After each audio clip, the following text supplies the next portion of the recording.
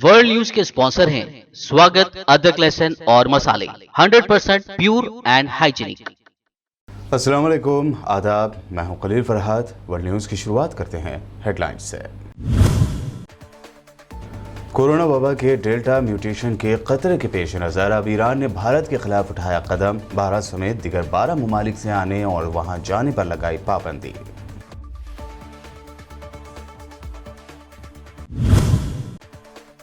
फ़लस्तीन के मकबूजा इलाके West Bank के शहर नाबलस में इसराइली फोर्सेज और फ़लस्तीनियों में ज़बरदस्त झड़प। कम से कम 300 फ़लस्तीनियों के ज़ख्मी होने की है खबर।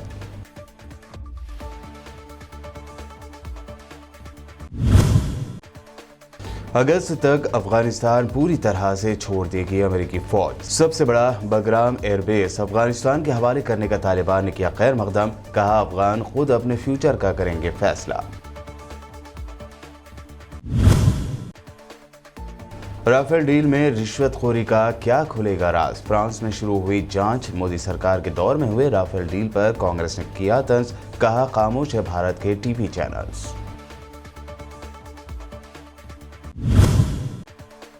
Chief of defence staff general Bipin Rawat ने आर्मी को दी अलर्ट रहने की हिदायत। कहा सरहद पर किसी भी चीज को ना लें हल्के में। दुश्मन की हरकत पर नजर रखने और निगरानी बढ़ाने की भी दी हिदायत। अब ईडी की रडार पर आए एक्टर नीनू मोरिया और आंजहानी अहमद पटेल के दामाद। नीरव मोदी से बड़े 14,500 करोड़ रुपए के बैंक लोन फ्रॉड से जुड़े केस में दोनों की प्रॉपर्टी की गई जब्त।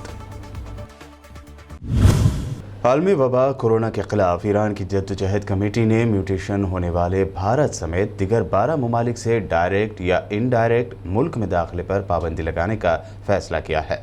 ईरानी मीडिया ने इतला दी है कि जेनेटिक तब्दीली होने वाले कोरोना वायरस के हामिल 12 ममालिक से मुल्क में दाखिले पर पाबंदी लगा दी गई है।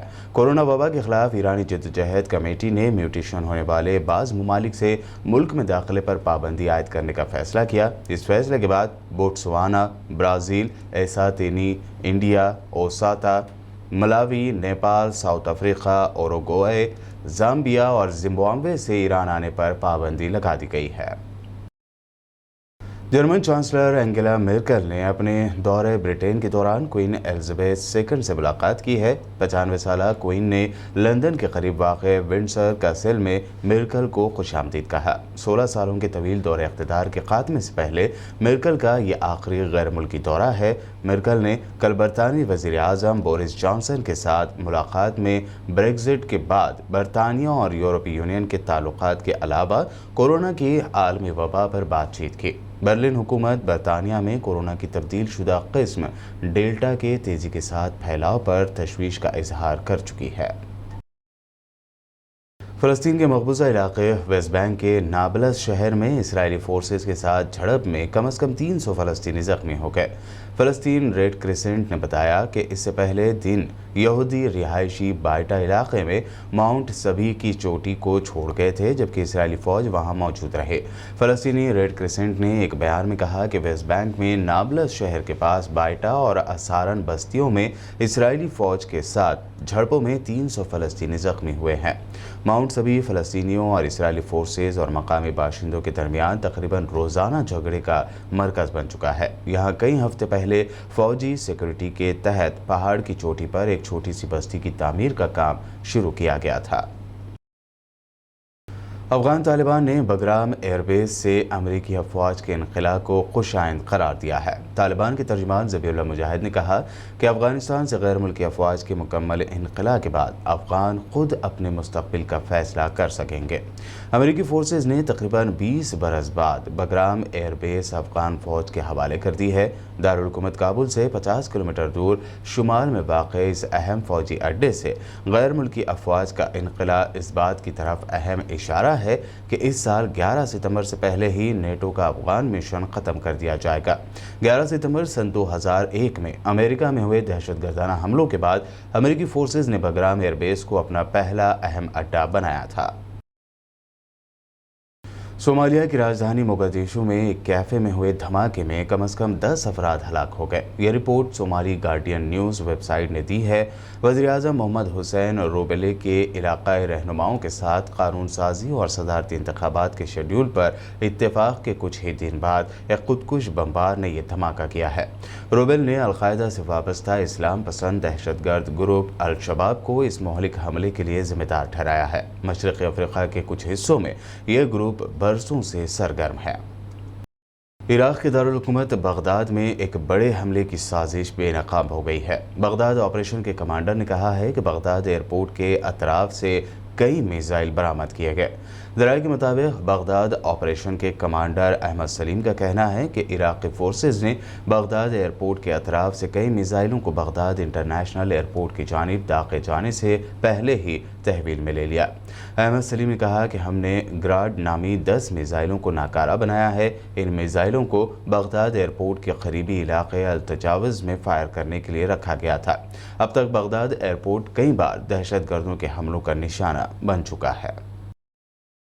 तुर्की की तरफ से इस्तांबुल कन्वेंशन से दस्तबरदारी के तनाजुर में मुल्क भर में मुजाहरे किए गए हैं। इस तारीख़ी आलमी मुआहदे के तहत ख़वातीन पर तशद्दुद को रोकने की कोशिश की गई है। तुर्क सदर रजब तैयब एर्दोगान का अलबत्ता कहना है कि इस डील से अलग होने का मतलब ख़वातीन के तहफ़्फ़ुज़ से पीछे हटना हरगिज़ नहीं। ताहम इंसानी हुकूक़ के कारकुनान के मुताबिक इस डील से दस्तबरदारी से तुर्की में ख़वातीन के ख़िलाफ़ वायलेंस बढ़ सकता है। इसी को लेकर तुर्की के कई मकामात पर प्रोटेस्ट किया गया।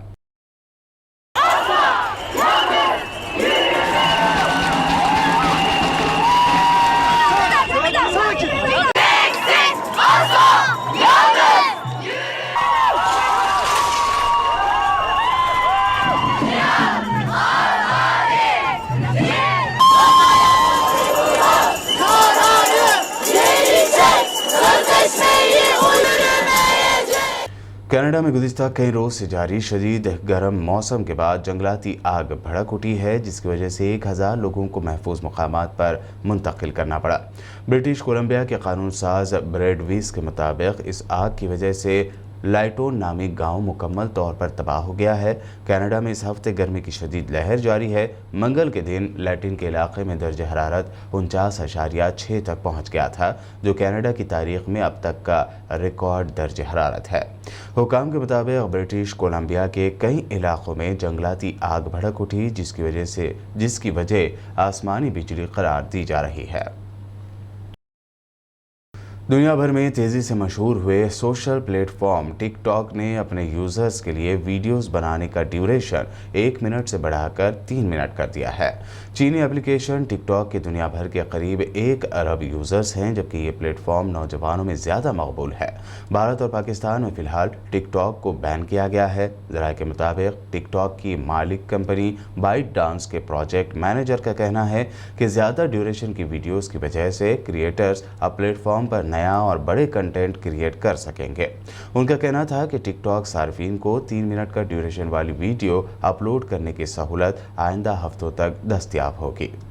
वर्ल्ड न्यूज़ में वक्त हुआ है एक शॉर्ट ब्रेक का, हम जल्द लौटेंगे।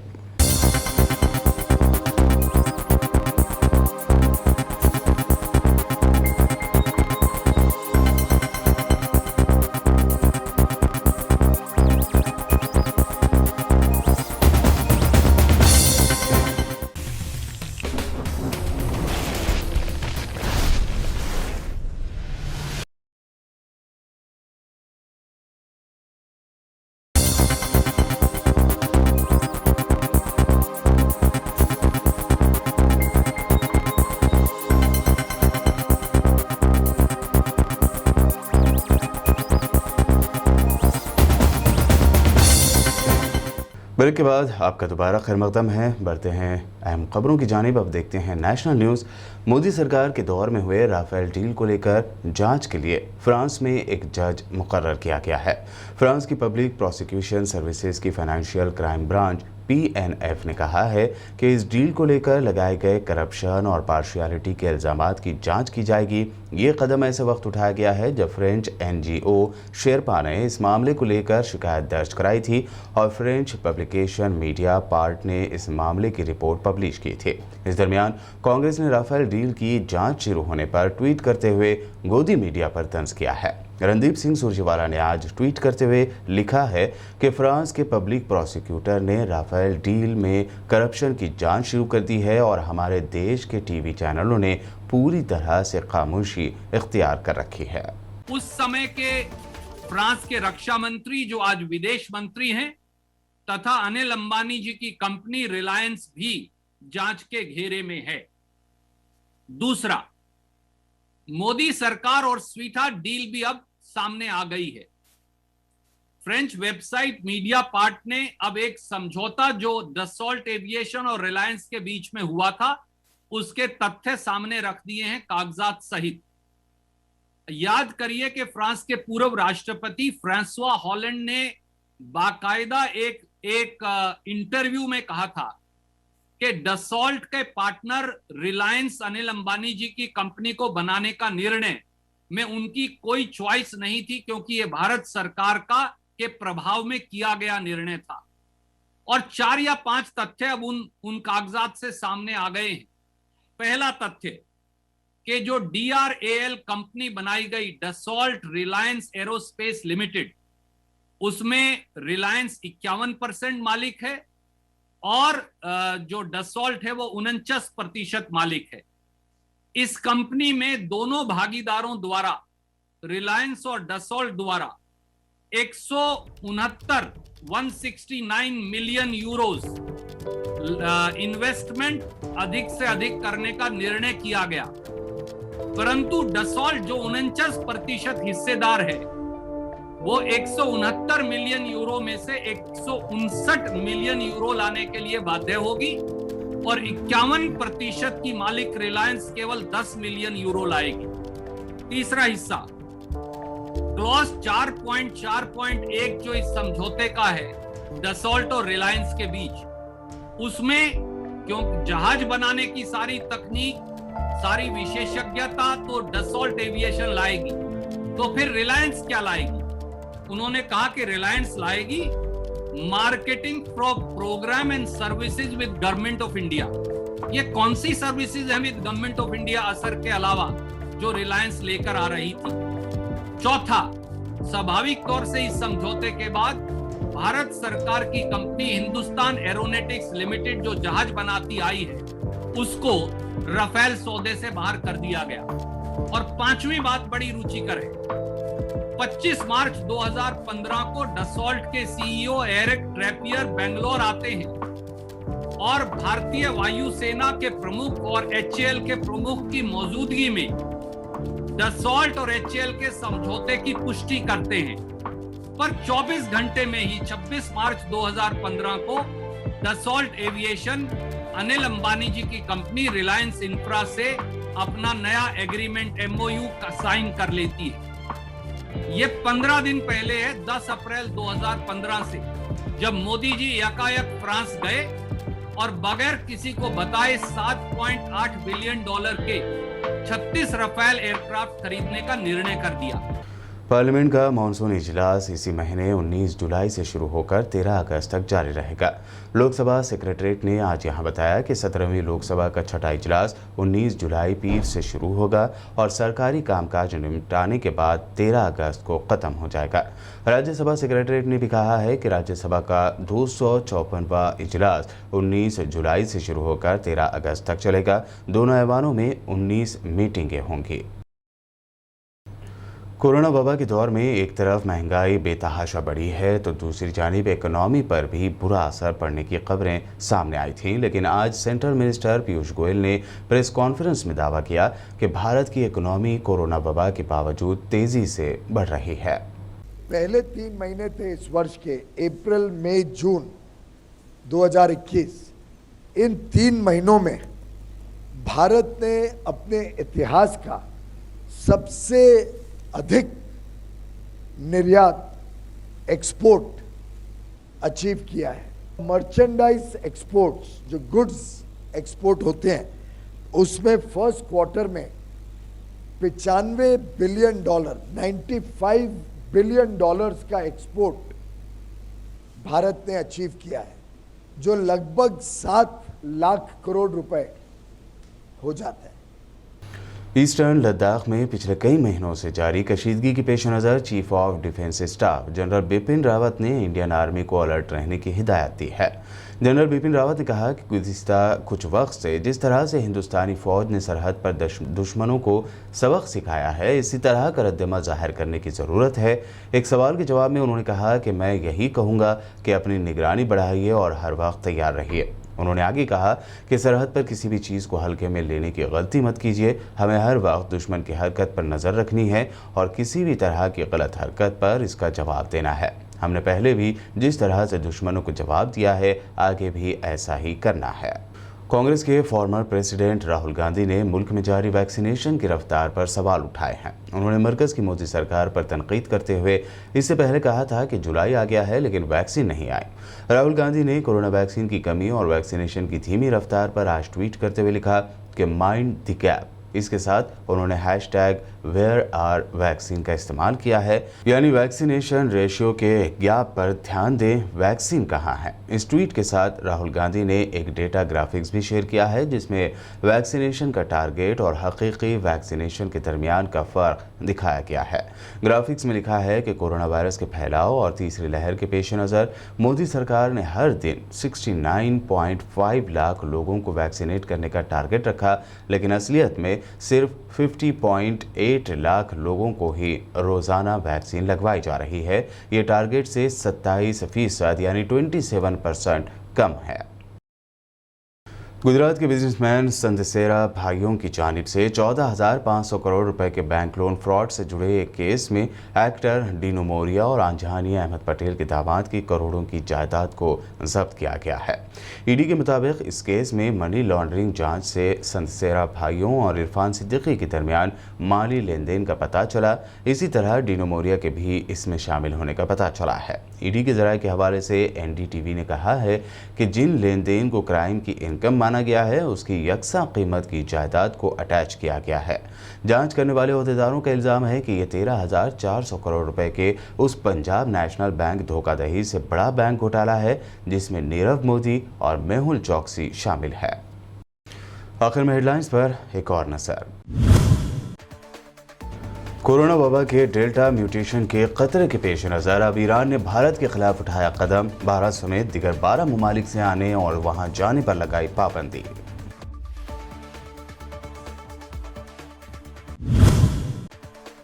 फ़लस्तीन के मकबूजा इलाके वेस्ट बैंक के शहर नाबलस में इसराइली फोर्सेज और फ़लस्तीनियों में ज़बरदस्त झड़प, कम से कम 300 फ़लस्तीनियों के ज़ख्मी होने की है खबर।